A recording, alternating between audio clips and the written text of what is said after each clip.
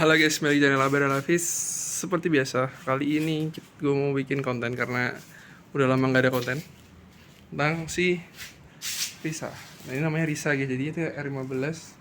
Namanya Risa karena namanya tuh kan R15. R15 kan Riz tuh. Nah A nya tuh Aber, nah jadi Risa gitu. Nah ini kita mau bikin video tentang owning experience dari gue. Kan gue udah lumayan lama pakai motor ini, udah 6 bulan. Nah ini gue mau bikin owning experience punya motor ini, kalau kesah naik motor ini, kelebihan naik motor ini gitu. Oke, kita lanjut langsung ke tempatnya aja kayak kemarin biasa di sono yang enak. Nah, oke, jadi gue udah sampai tempatnya. Ini tempatnya ya kayak kemarin lah tuh, yang kemarin gunung gitu kan. Sekarang kita mau bikin video ini. Oke, langsung aja kita bikin video owning experience. Oke, owning experience motor ini. Jadi yang pertama yang mau dibahas apa ya? Yang pertama dibahas yang paling gampang deh, harga motor ini. Nah, harga motor ini kemarin gue dapet di angka 22.250.000, 22 juta seperempat. Jadi motor ini tuh gue beli keadaan bekas. Ini motor tahun 2017. Nah, habis itu ini juga nemunya di Bandung ya nih.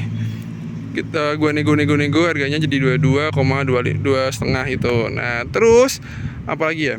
Setelah gue pakai itu, setelah gue beli itu kan. Nah, habis itu tuh gue otomatis kan pakai dalam jangka waktu beberapa hari gitu kan. Yang pertama gue rasain yaitu posisi duduknya. Posisi duduknya ini gimana ya? Bisa dibilang di tengah-tengah di antara si CBR dan GSX 150. CBR 150 itu kan posisi ridingnya enak banget, kayak ya motor touring lah, kayak nggak nunduk gitu. Nah kalau itu agak nunduk dikit, itu posisi standar ya. Ini kan sudah gue turunin nih, udah gue turunin lagi soknya nih. Posisi duduknya jadi lebih nunduk lagi, tapi nggak senunduk GSX. GSX itu nunduk banget, kayak orang. Gue pernah pakai motor teman gue, GSX itu kayak orang lagi apa ya? Kalau bahasa Jawanya tengkurap lah itu intinya. Nah, habis itu ada lagi konsumsi bensinnya yang paling jelas. Yaitu konsumsi bensinnya ini tuh lumayan irit lagi nih, sangat irit motor ini. Jadi kapasitasnya tuh 11 liter. 11 liter kapasitas tangki. Sekali ngisi kalau Shell V-Power gue ngisinya Shell V-Power atau enggak Shell V-Power Nitro Plus ya. Kalau punya uang Nitro Plus, kalau lagi nggak punya uang ya V-Power biasa. Itu kan oktan 95, konsumsi BBM-nya sekarang gini nih. Bentar.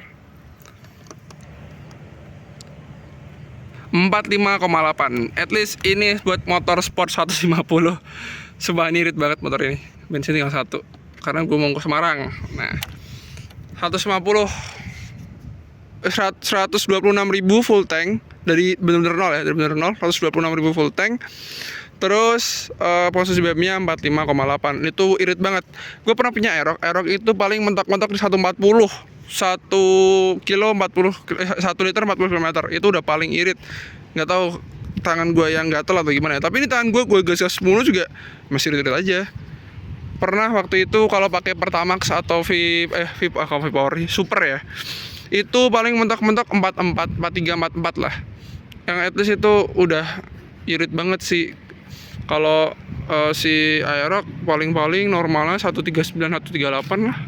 Itu gue punya juga NMAX di rumah, itu makin boros lagi. Jadi NMAX itu 135 sampai 138. Ya itu tergantung tangan. Terus apa lagi? Oke, tenaga. Nah, tenaga motor ini itu nggak kenceng dan nggak pelan. Kencengnya tuh kerasa kalau VVA-nya udah nyala. Misalnya udah tek gitu kan, VVA nyala, VVA itu nyala di perkiraan ya. VVA itu nyala di 9.000 atau enggak 8.000 deh.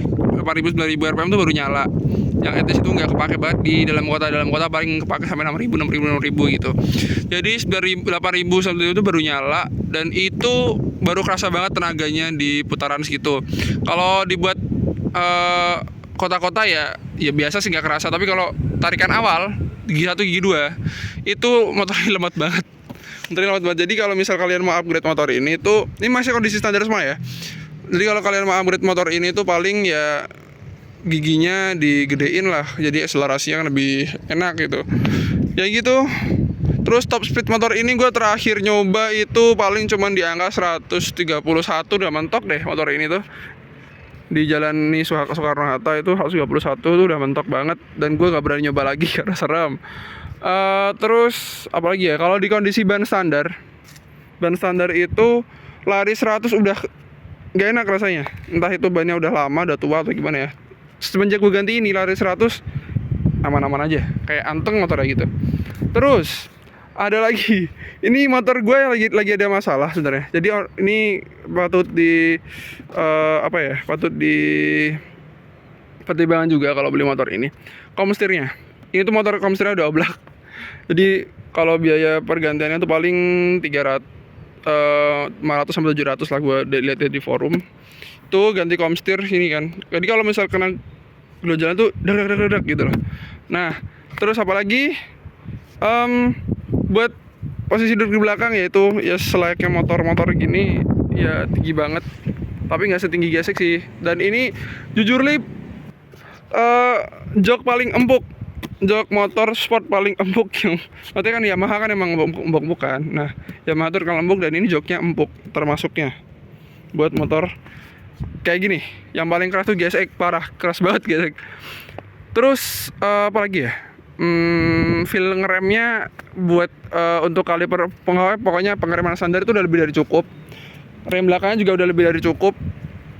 Seribat nih nge-slide yang belakang, padahal bannya udah diganti yang bagus ya, udah ganti yang ini masih tetap nge-slide. Berarti sepakem itu rem belakangnya. Dan serem kalau misalnya kalian rem gitu, nah serem. Terus abis itu apalagi ya, kalau untuk ganti olinya tuh gue paling ganti itu di setiap 3000 km itu ganti. Dan olinya gue selalu pakai Shell, karena kalau pakai Motul nggak ada duitnya. Nah, pakai Shell Advance yang oktan sih. Kekentalannya itu ya normal lah, 10W40. Kalau ada saran-saran mungkin harus oktan berapa biar lebih enak tarikannya. Gue pernah sih pakai 1030. Tapi itu motornya cepat panas banget.